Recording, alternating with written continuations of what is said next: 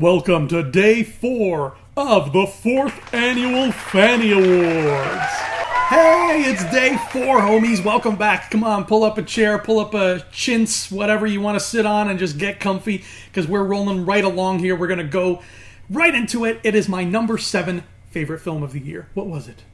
What could it be? Well, here's the thing about my number 7 film.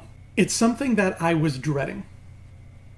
And yeah, I'm going to go right ahead and say it. I was dreading. I was not looking forward to having to watch this movie because I was afraid that I would walk out of there feeling very upset with what I saw. But at the end of it all, I was not upset. This movie pleasantly surprised me, and here we are. It's the Fannies, and I am happy to say it is my 7th favorite film of the year. I am talking, of course, about Incredibles 2.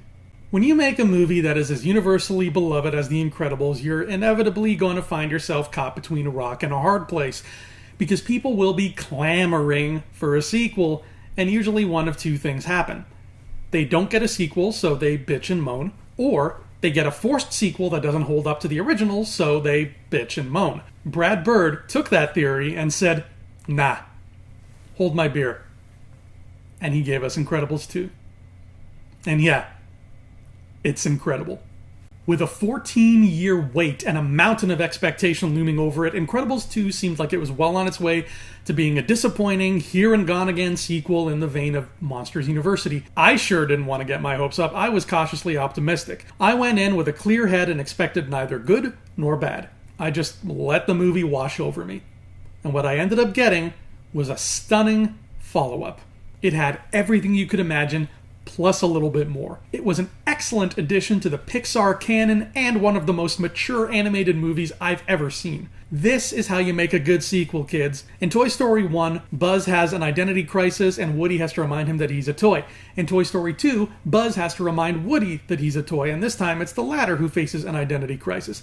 You flip the story on its head, you put the characters in opposite situations from where they've been before, and you watch the drama unfold. Incredibles works in much the same way. The first outing saw Bob Parr rush off to perform secret superhero work while his frustrated wife Helen is stuck at home watching the kids. Part 2 flips that around, and now Helen is the city's most famous superhero and Bob has to maintain the family's domestic life. And of course, in both instances, only when the family comes together as a single unit are they able to truly overcome whatever nefarious schemes the villain has planned for them. Brad Bird, you accomplished something very, very special with this sequel, my friend. Now, please come make a Star War. The Incredibles are really, really cool superheroes, but a hero is only as good as the villains who challenge them. And today we're going to be celebrating the 5 villains who stood out amongst all others in 2018, who will take home the coveted FANNIE Award for Best Villain of the Year. The nominees for the baddest mofos the year had to offer are Thanos from Avengers Infinity War, Eric Killmonger from Black Panther, Ivan and Victor Drago from Creed 2, August Walker from Mission Impossible Fallout, Emily Nelson from A Simple Favor, and the Fannie for Best Villain of 2018 goes to... You know what? I don't have to open this envelope. We know. It's Thanos. We know. Yeah, folks, let's be honest here. Nobody else was winning this award this year. Thanos has pretty much been a shoo-in since April, and even though dozens of movies have come out since, with a plethora of nasty baddies to choose from, nobody, and I mean a nobody, holds a gauntlet to Thanos. See what I did there?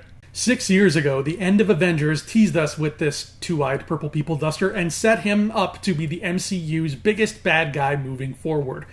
We got hints of him again in 2014 and 2015, until finally, Avengers Infinity War graced the silver screen, and Thanos was front row center at last. As a kid who grew up ogling this guy's skybox trading card, I never imagined in my wildest dreams that I'd get a movie someday where Thanos is not only the main villain, but the main character, where he's not only a tyrannical badass, but also an extremely vulnerable person, where he commits a shit ton of genocide, but we actually get to see the dude cry and feel sad about stuff. This is an amazing and intimate new way to approach arch-villains in storytelling. This is the Neil Armstrong of bad guy portrayals. One small step for Thanos, one giant leap for villain kind. I can't wait to see where they take this character next in Avengers 4, but they'll be hard-pressed to top the complexity and sheer jaw-dropping character work given to us by Thanos in Infinity War. I think it's pretty safe to say at this point that purple is the new black. Congratulations, Thanos, you earned it, man, and I am so grateful to be one of the 50% of all living things that's still around after you had your way with us. But that has been the FANNIE Awards Day 4. I'm so excited. We're almost halfway there already. Time flies when you're having slight amounts of fun with a strange man over YouTube. I will see you here tomorrow for Day 5, where we will cover the next movie on my list, as well as give out the FANNIE Award for Best Fight Scene. Because yeah, fighting is not nice. You shouldn't do it in real life, but in movies, it's kind of great. I'll see you here tomorrow. The FANNIE Awards will be back.